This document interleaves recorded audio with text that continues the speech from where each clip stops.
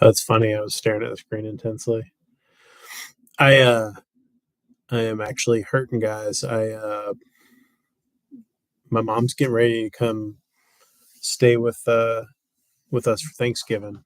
It'll be her first Thanksgiving without my stepdad in whatever 21 years, 22 years, whatever it's been. And bought a new bed to replace one of my boys' beds. She can sleep in their room. And the bed was one of those ones that comes in a box and expands out. And I was moving it while my wife and youngest were at a birthday party, and it slid on the stairs into my knee and sent my knee backwards. So my right knee is pretty shot right now. It's like twice the size of the other one. So trying to doing the best I can here. Through a lot of pain and discomfort. Needless to say, I'm walking probably about like a dude who just blew out his ACL. Give me 1 second, and I will start things off here. Yeah, I might have Mark Smith look at my knee tomorrow when I go down to Tech.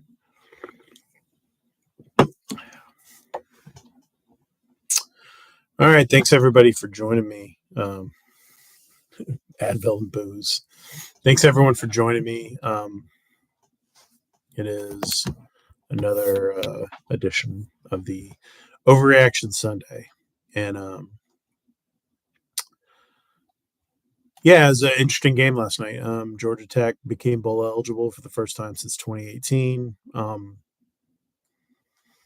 It was certainly an interesting game. Syracuse literally fought about as hard as I've seen a team fight in quite some time, with very little in terms of an offense that was fully functional.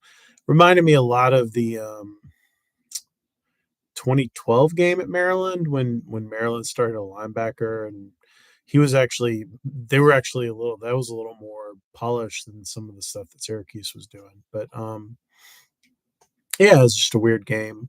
Syracuse was very chippy to the edge of being dirty, from really everything I saw and gathered after the game, talking to people and what I observed myself. And now Georgia Tech goes to a bowl game. We don't know. My preference would probably be Boston. If you're going to go to one of those bowls, it's not like a warm weather game. My true preference would probably be El Paso, to go back there because I really enjoy that trip. Financially, Boston, Charlotte would be better.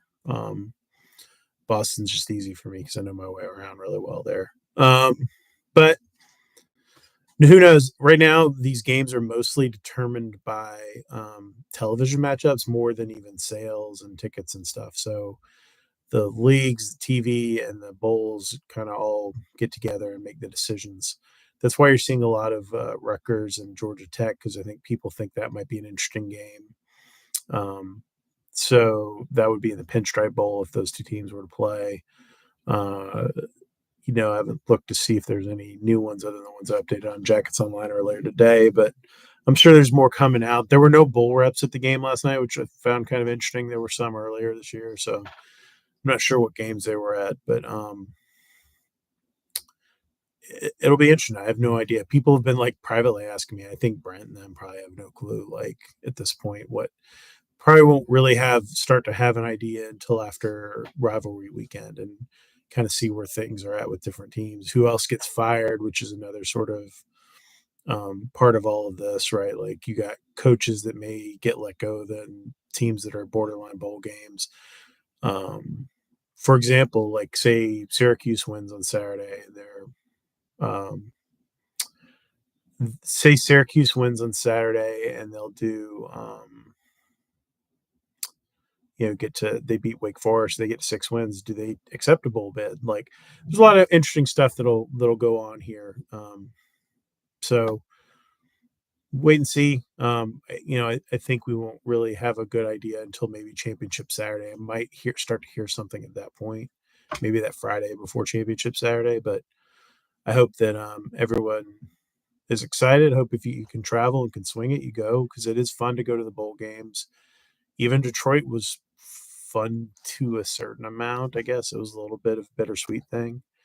I had fun meeting a lot of you guys in the bar, in the tech bar up in Detroit that you guys took over, in Detroit. But really, that was kind of a weird experience the day after Christmas. It was a little tough. But I'll jump into the questions. I'll start on the board like usual, and then I'll jump back into the chat, and we'll kind of see what's going on. And hopefully, maybe Russell will have some good news for you guys here. Just a little in the next day or two. So consider that a little breadcrumb. How great is it to be covering a bowl eligible Yellow Jackets team again? You know,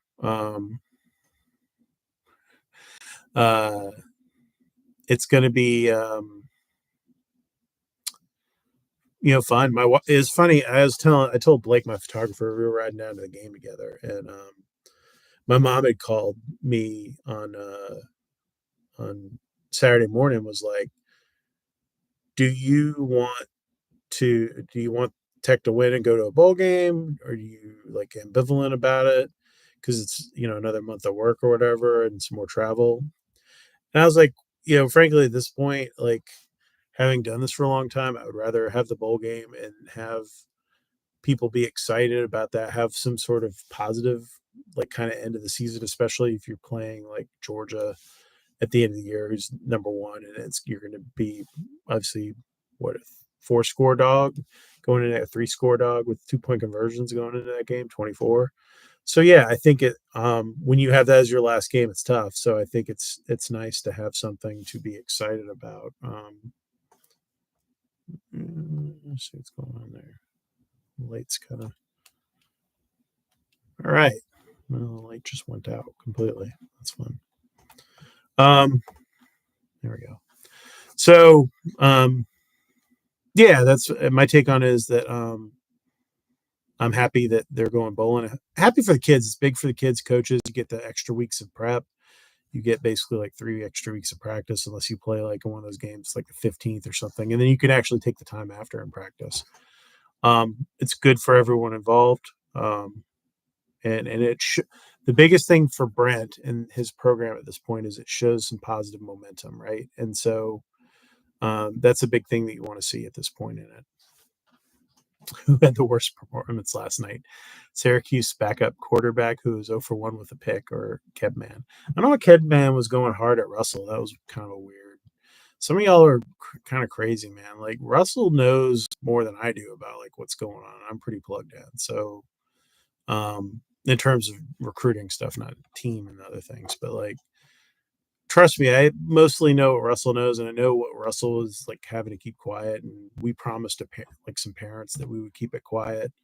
So sometimes we have to honor that stuff, and that pays dividends in the back end for you guys. So you just have to kind of live with it a little bit sometimes when we're a little coy about what's going on with a visit or something. Do you think periods like the third quarter again last night, where Haynes King does not run the ball at all, are being called like that by Buster to rest him, or Haynes not keeping on reads on his own? I don't know. It was funny. I was texting with a couple buddies during the game we were watching, and even said it to Russell, who's at the game with me, and we were having a whole discussion about whether or not I kept saying that you got to run the football here with Haynes, and like they were getting these different situations they weren't on the ball, and I don't know if those I'd have to go back and watch the game and see if they were reads or not reads or whatever. But I felt like he needed to run the ball. They finally did. They had a whole package for Zach Pyron. They tried to run it, didn't block it correctly, and then go back to it with the way the game was going. Again, that's one of those things that for whatever reason they're not blocking that when they try to run it in the game, and it comes across as sort of like a little bit of like trick play. But really, that's Haynes, like I said, I'm sure his body's getting a little worn down at this point. He came in with not 100% to the season, and I'm sure they're trying to whether I guess I'm trying to think of a way to put this. They're trying to make sure that his his workload's not too much, right? And trying to balance things out a little bit. I think the big one of the big plays was sort of the fumble by Jamal, which was really uncharacteristic in the game that kind of killed some momentum. Defense made a great stand after that, but like they were kind of shooting themselves in the foot there, and that was a little different. Do you think the sign stealing saga will impact us? Like, will we buy helmets with radios or anything like that? I feel like that's coming, right? Like, it's weird to me. I went to Prince Avenue Christian's, a small school, to watch Aaron Philo play, and they have more technology on their sideline than a freaking college team has, like any college team.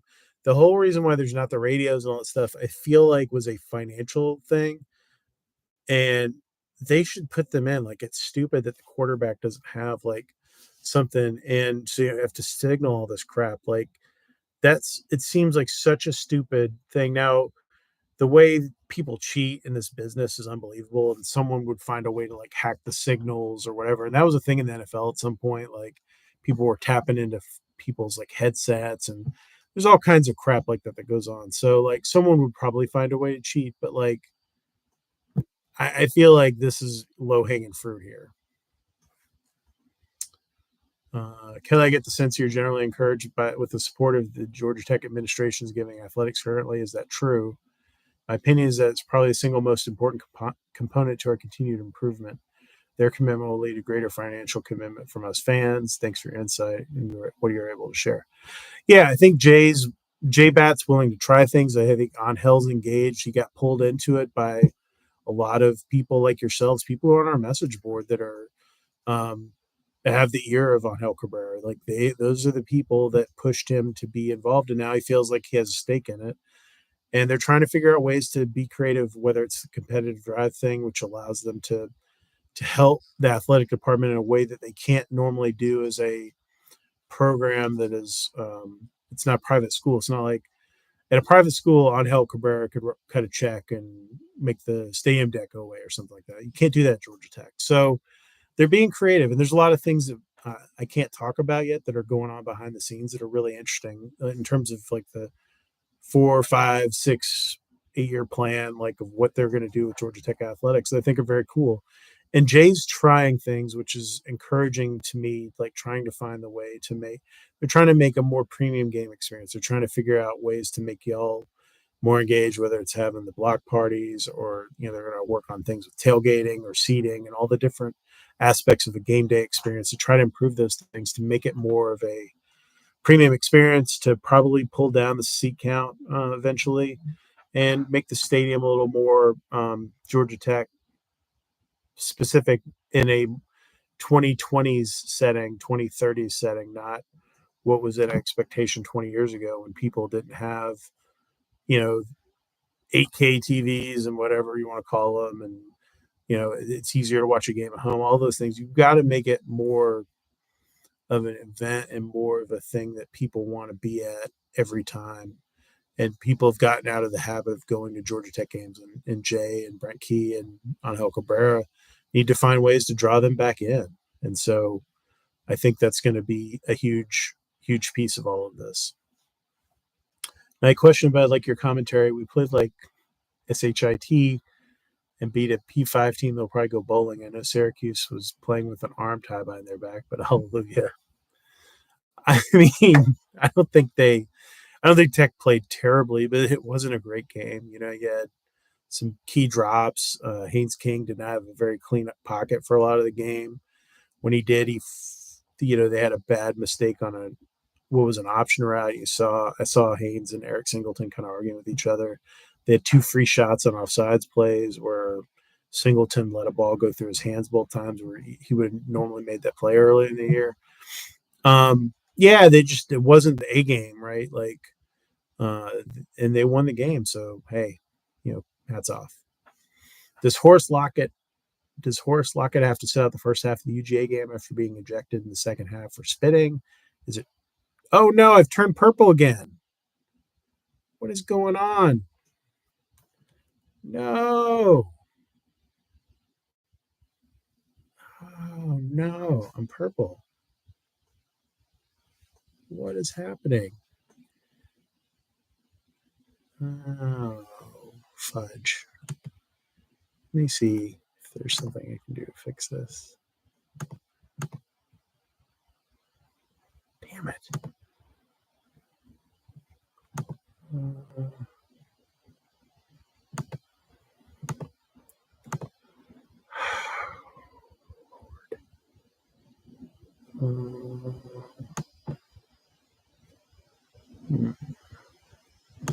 Clearly, I need to invest in another webcam because this ain't cutting it.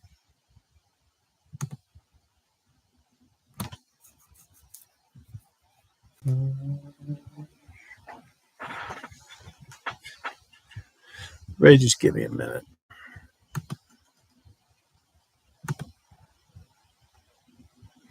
You guys want me to do you? All right. So here's a question: do you want me to keep going in purple mode, or do you? And now I'm like starting to get like sepia or something. What the hell is happening with my?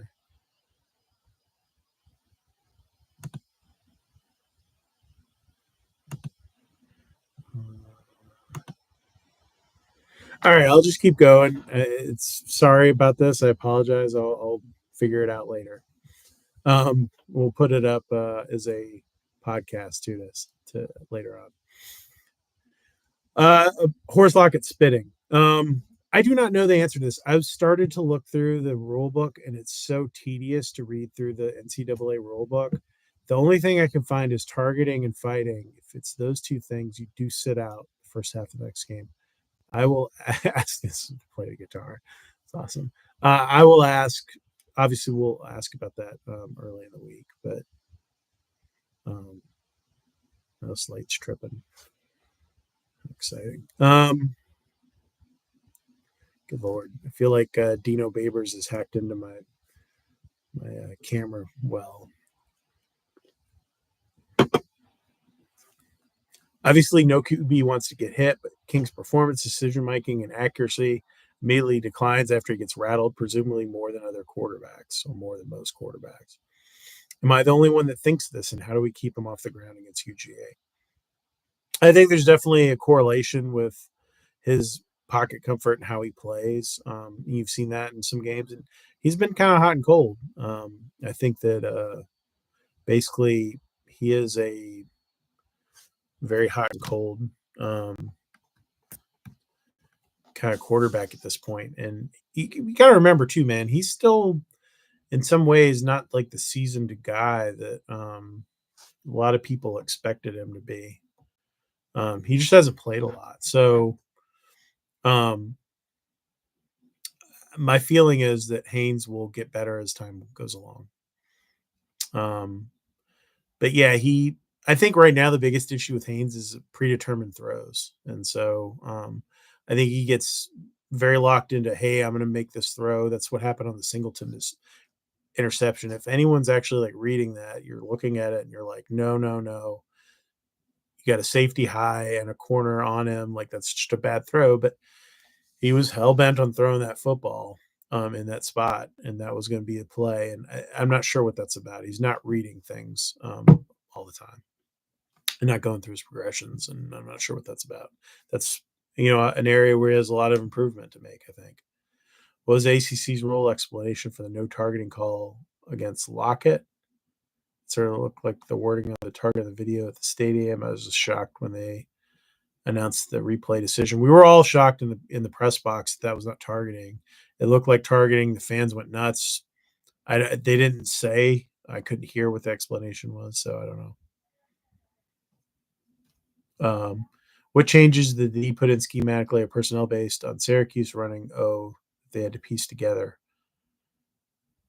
So they were in a 4-3 stack a lot of the game, and the linebackers are running the gaps. Basically, you're having you have 7 guys all going downhill basically on those plays, and you're forcing the action to the outside, and then some of the linebackers can clean that up or the safeties. And that was what Jalen King's job was on Saturday. He was the rover. His job was to clean up whatever slipped out and spilled out. And so they did a pretty good job with it for the most part. They needed to get some more cleaner tackling. They had a couple of opportunities to get off the field a little bit faster. That didn't happen.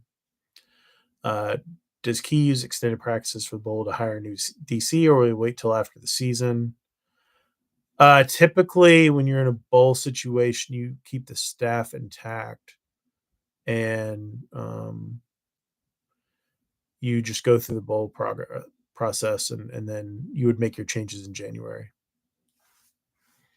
Oh, in the chat saying the defender didn't launch in the for the targeting, which is the targeting rules are so ambiguous. Other than that kid, it was at Boston College on Friday night. That was like really obvious. They were like launched in the air like it was 1973 and he was playing for the Raiders. Other than that, you don't like. There's not a lot of like. This is like as obvious as it gets. I remember one time going to that referee thing they have at the ACC with the head of the officials at that time. I think it was Doug Rhodes, and they showed a play that I didn't think was targeting, which was a hit Adam Gotsis got ejected for in the Virginia game, maybe that in 2015, that ended up being like a huge part of that game and costing Georgia Tech a chance at a win. And he pulled up a little to not like knock this dude unconscious and managed to hit him in the like helmet. And he was Doug Rose like, this is the most obvious target. I was like, the kid like pulled up to not murder this guy. Like it may have been UNC. It like pulled up to not murder the guy. Like that was, like the play. Like, so I don't know, man. We played plurally against other teams on our schedule with talent comparable UGA, Clemson. What self-scouting adjustments do you think you can take that have the biggest impact on Saturday? I would say there's a huge gulf between where Clemson and Georgia are in terms of their talent and the offenses. And yeah, I think you're right. Sorry, Gotsis did tear his ACL against Virginia, and it was the North Carolina game that he got ejected in. There's a huge gulf between Georgia and Clemson right now. Like, yeah, that's a huge difference. Clemson's got some talent defense. Tech just didn't play well in that game. This will be the most talented team they played all year by a huge, huge measure. I think Ole Miss is maybe a better offensive team, but like Georgia's really good. Like, and they're clicking right now, and it is probably not going to be a pretty game. They're going to have to figure out how to come up with a way to move the football and hold on to the football, probably slow things down a lot. What bowl game would you like to travel to? Boston would be, I mean, San Diego, if they could go anywhere, that would be the best trip. But outside of that, which isn't happening, they're not high enough up to go to the Holiday Bowl. I think that, Boston would be best for me just because I can go see family and stuff, and maybe take my mom up there with me to go see her brother. Does making a bowl game this year help with a big impact in the portal? And do you think the portal will be better for us this year compared to last year? I think the portal was really kind to Georgia Tech. If you look at who they added, you have your starting quarterback, you have starting linebacker, you have a bunch of backup players. You added the guy who was starting at defensive end on Saturday that played really well, Eddie Kelly. You had your starter right guard from Princeton, Connor Scaglione. You added your starting X receiver, Dominique Blaylock, who had a good game against Syracuse. Chase Lane, before he got hurt, was playing really well. The portal was very kind to Georgia Tech, and the guys they lost have been not as much impact players at their next stop, and haven't really maybe had the seasons they would have had if they'd stayed around. So, yeah, I think that they got to hit it again. I think linebacker's big. They could use another offensive lineman. They could use some help on the defensive line. And I think that's where they start off, maybe receiver. There's some different holes. Running back would be a big, like if you can find a Quint Allen, like whoever, like, a productive running back to pair with Jamal Haynes, I think that would be big too. Is there an Georgia Tech NIL pool for Stickum? That would be Stickham's so outlawed now that I don't even think they make it anymore. 11 p.m. Saturday, Fans are storming the field wearing white and gold. Who is the key playmaker and what happened? Um, a miraculous bout of food poisoning knocked out most of Georgia's starting 22, and Georgia Tech ran the ball for 300 yards, like with Jamal Haynes, Haynes King, and Dante Smith. Like, it's going to take something funky like that to have happen, and they just completely blitzed Tennessee. They blitzed Ole Miss the week before. They're playing real well now, which is unfortunate. I feel like you had a better shot earlier in the year with the way Georgia was playing early in the year. Outside of a massive drag race collision involving the UGA team bus on the way to the team hotel Friday, what's the game plan we can run to give us a fighting chance this week? Control the ball, man. Like, control the football. And play your game. Like, don't be afraid of who's on the other side of the field. That's the biggest thing that a lot of these teams do.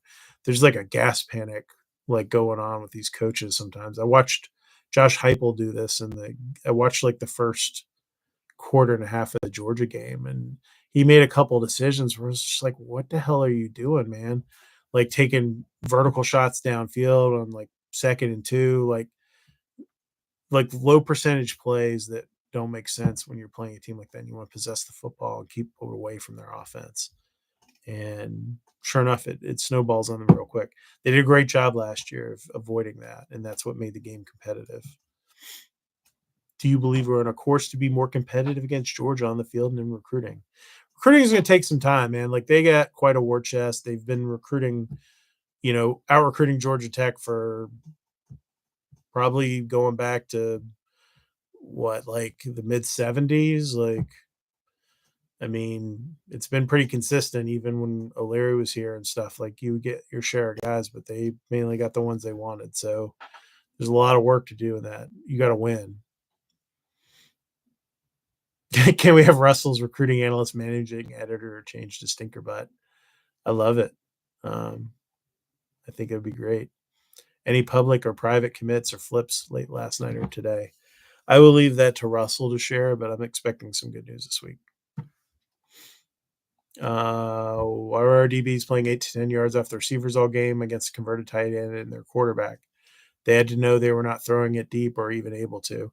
I think that was like to help position them to make tackles in the secondary, like, and keep some of the outside run lanes like clogged up and some of that screen game stuff. I don't think that was necessarily them being not aggressive.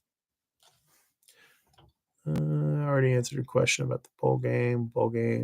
How much does bowl game help in the portal? Someone asked this earlier as well, and I didn't quite touch on that, but it's proof of concept, which is a big thing right now. You need to see that this is proof of concept. This is what we can do as a program. If you're Brent Key, like, this is what we do. This is who we are. We're improving.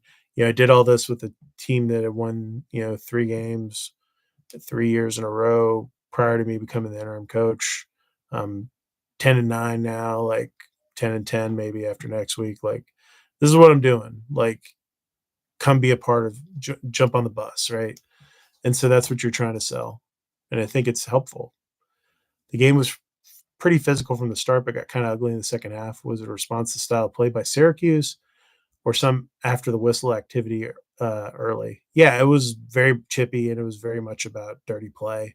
And there was a lot of pushing and shoving. I think you saw it on the play where Lamiles got thrown into the brick wall and the West stands. Like, that was as dirty a play as you're going to see. And so I think you've got to understand that was sort of the template that I think Syracuse was playing to save their coach's job, quite frankly, and it just didn't come out.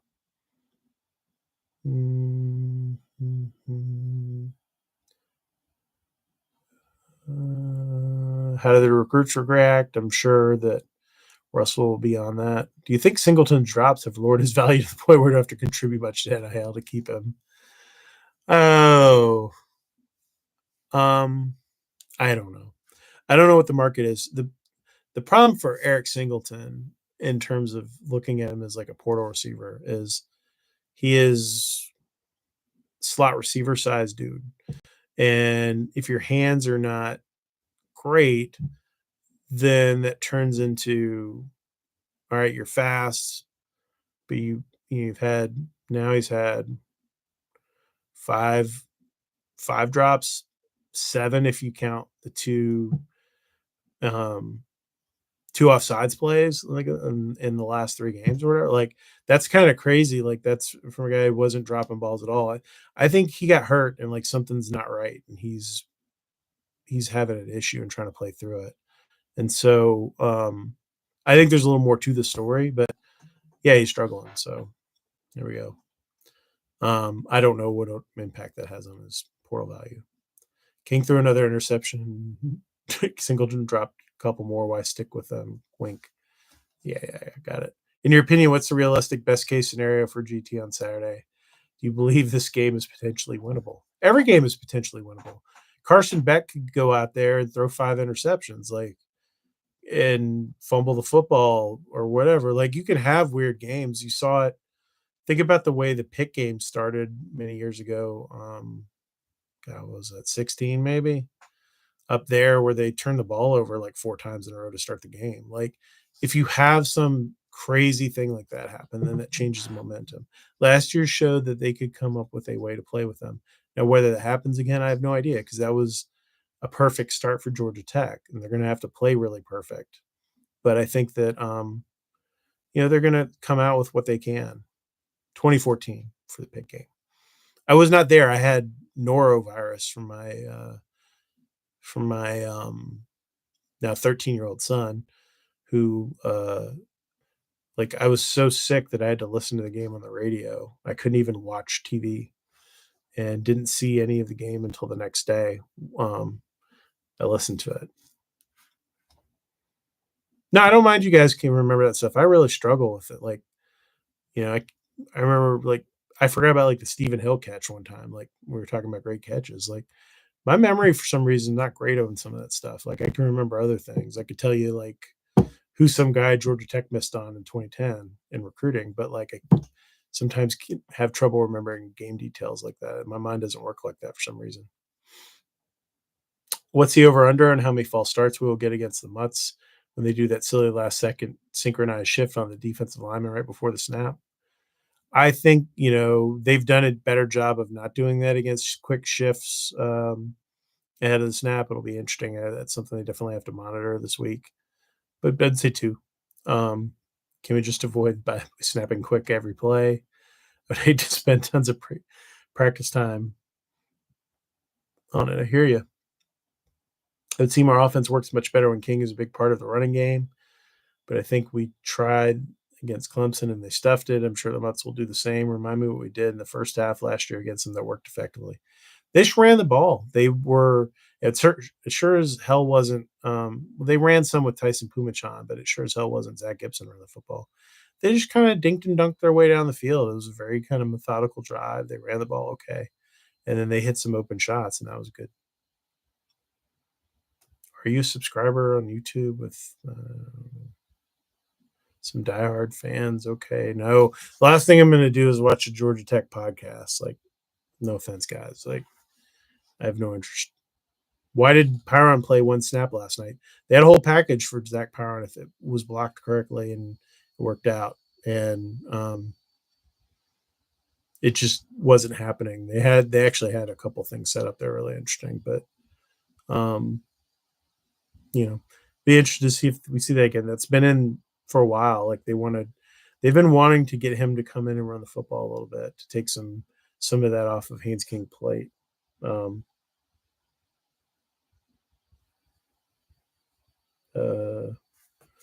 Sorry.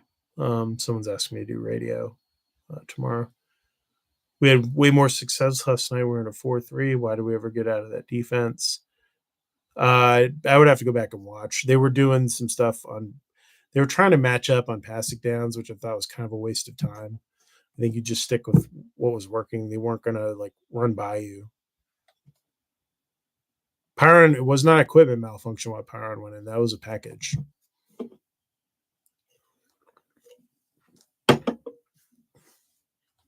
Does playing Georgia tough close have any impact on which bowl could invite us?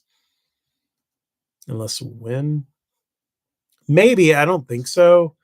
The MO in Georgia Tech has always been when they've lost to Georgia, the fans haven't traveled. That's what bowl reps say, and was the prevailing wisdom during the Chan Gailey, Paul Johnson era from the bowl reps. So I don't know if that's changed or not.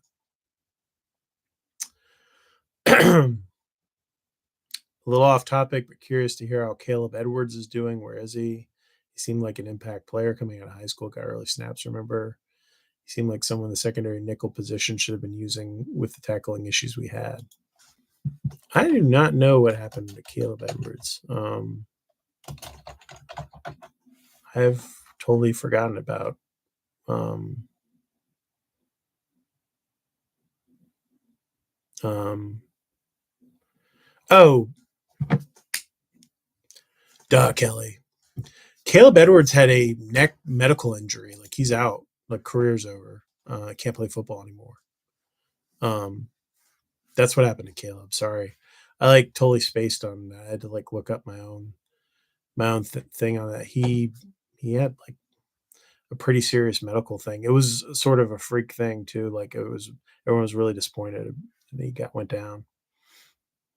In your opinion, which players on our roster have the best chance of getting drafted in the NFL, underclassmen included? I have no idea. Like people always love to ask me this, and I'm just like, I can tell you maybe like upperclassmen right now. I would say, well, I'll pull the list up of who's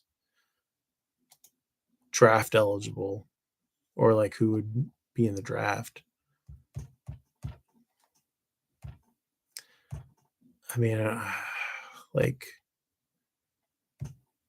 none of them. I mean, Jay King maybe, Miles Sims maybe if they ran like crazy. The kids with another year left. Jordan Williams maybe, Zeke. Lamiles if he can fix his upper body. I think Lamiles needs another year in school. Love that kid, but I think he needs another year.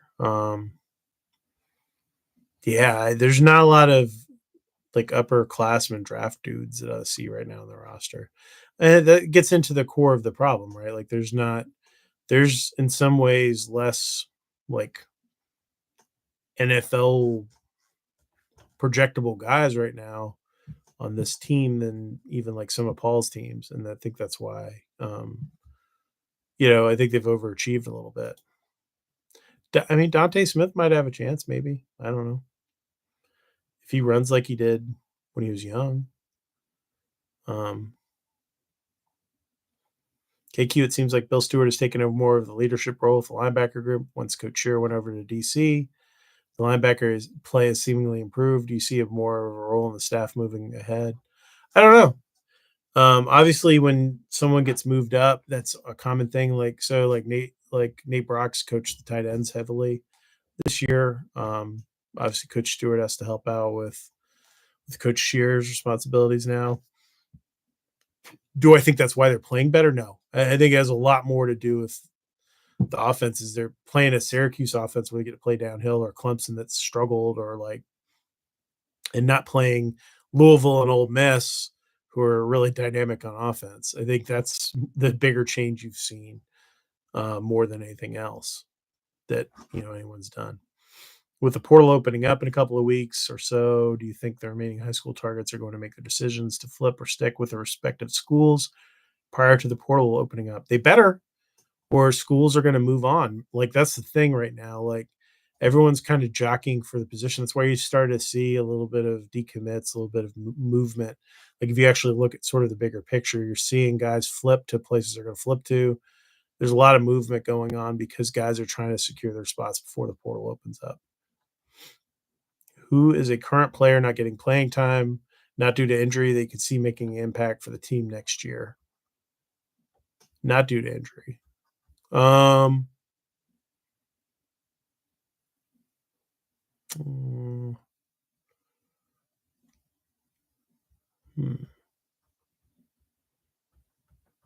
I would say,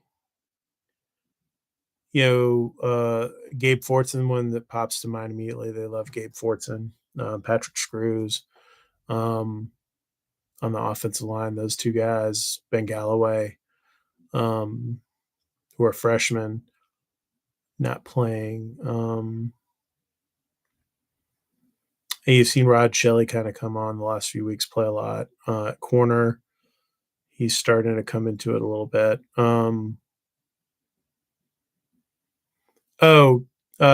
Tay Seymour. They're real high on Tay Seymour, and he just hasn't played like much at all because of the way the DB room's set up.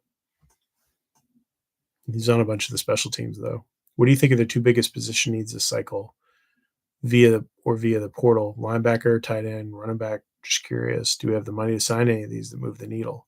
Yeah, I mean, the thing is, like, you don't necessarily need a ton of money to sign things where you would like trying to get a P5 Keon White version guy. Yes. So I think they need a defensive end. I think they need another defensive end. I think they need definitely a linebacker or two. Just because if you go in with the situation you're in now, you could have Tatum and Kyle Eford and probably Jacob Cruz and Akari Ashley haven't played. Like, so they're gonna figure something out there. And Ashton Heflin, like, those guys haven't played, so I feel like you're gonna find something you need there at linebacker. Running back's definitely one. They got to find a big physical back to come in and play immediately to complement Jamal Haynes.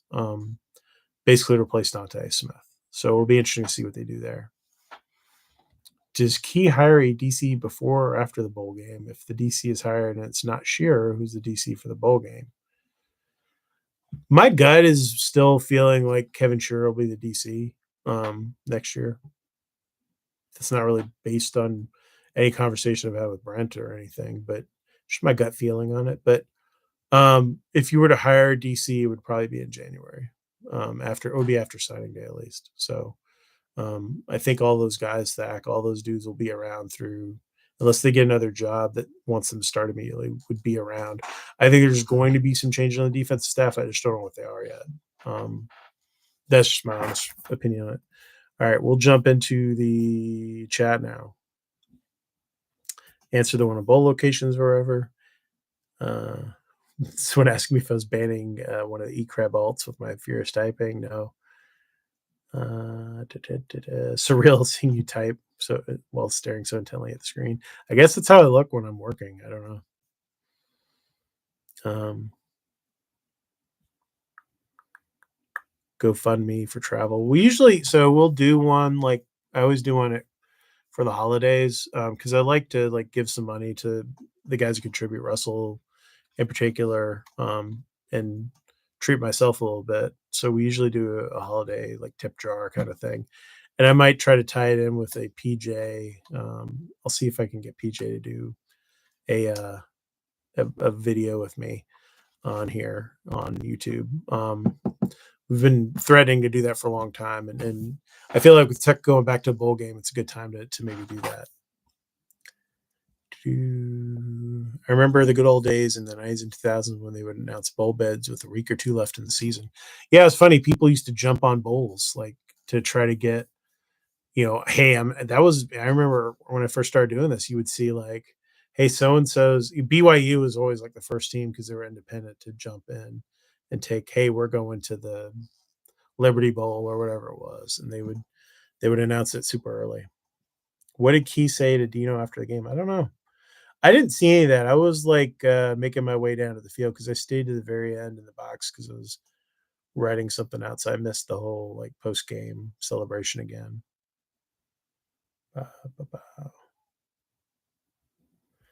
Why would a team not accept a bowl bed? If you have a coaching change, that is typically why. Sometimes they just don't want the interim coach to be around. They want to just clean house and get on with the next thing. The reason why the corners play off the line of scrimmage is they're trying to keep things in front of them. They're concerned that they're going to get beat deep. That's if you're very confident, if you're Deion Sanders in his prime, like you're playing press all the time. If you're not like that, you're going to play a little bit further off. And the on-off the receivers thing has been a long discussed topic on the JOL boards going back to old Ted Roof. Does King not want to slide? I understand going for the first down, but not when he's picking up extra yards as he needs to. I think he's trying to get it. I think he wants to win at this point and is like hell bent on trying to win games. And so he's being a little more fearless with his running, good and bad. He's taking a couple shots off of it, but he's trying to stay a little more upright because the slide rule is kind of goofy out set up. So I think he's a little scared to slide. Games seem to be less full now than when I moved to Rhode Island in 2018. Is this us or college football in general? It's college football in general. It's down at most places other than a handful of schools. Like you can look across, they've done studies about it. College football attendance is down overall at a lot of places.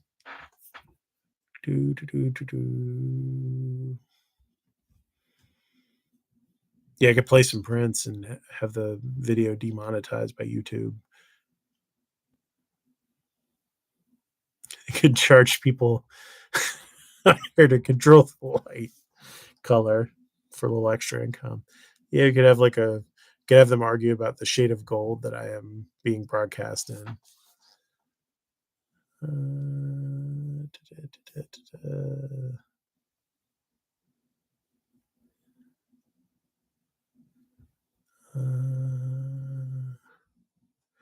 My fortune cookie, if you guys didn't see that, did say to expect something unexpected this week at work. So we'll see what happens. Does Buster pull every trick out of his playbook on Saturday? Brody on a jet sweep and he throws it back to King. I mean, I think if they have anything left, this is when you'll see a flea flicker or double reverses or whatever. Like this is the game to chuck some of that stuff. Whatever they got with Zach Pyron, like start running some of that stuff. Why not? Is Baynon Dongo? Oh, basketball question. Still on track to play Wednesday. We'll find out tomorrow. We're talking to Damon tomorrow morning. So, assuming I'm able to drive a car tomorrow morning with my knee, I will go down there and see what's going on.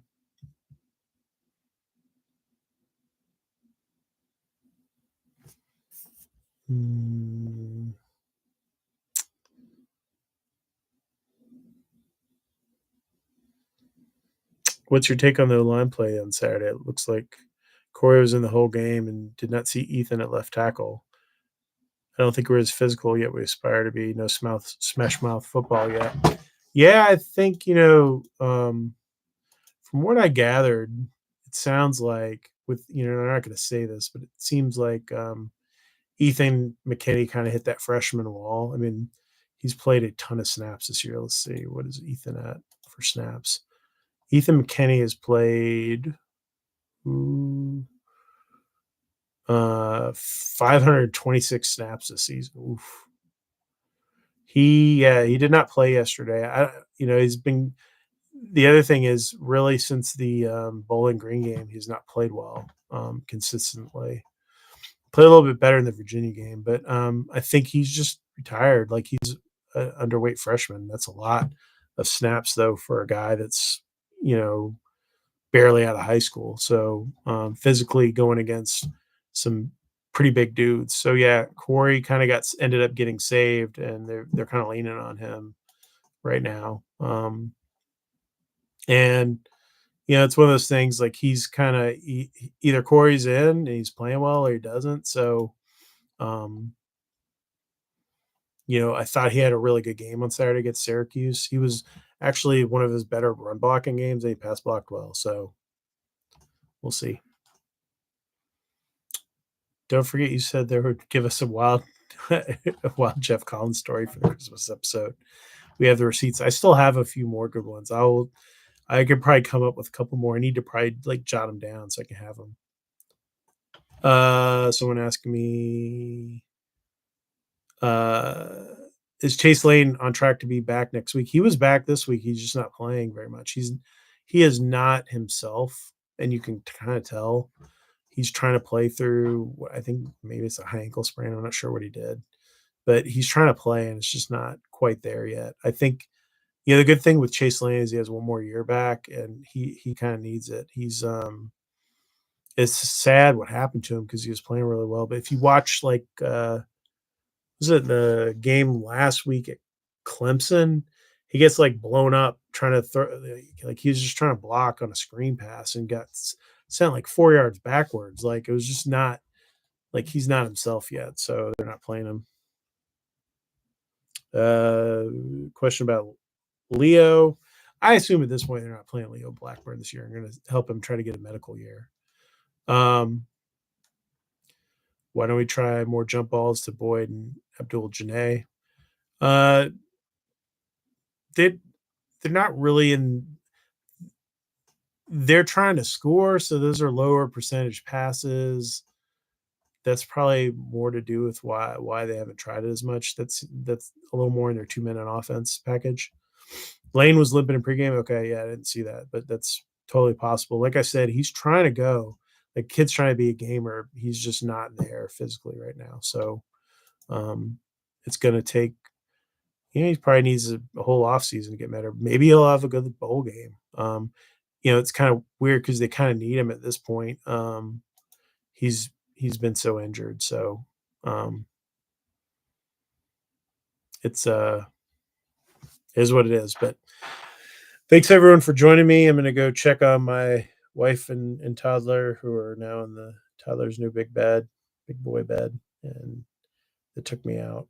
But appreciate everyone, and we'll have a really interesting one next week, I'm sure, to talk about what happens in clean old fashioned hate this weekend. And please try not to get arrested on Saturday. I'm sure it's going to be like extremely obnoxious with people drunk out of their minds at a night kickoff in Bobby Dodd. So be good, everybody. See you next week.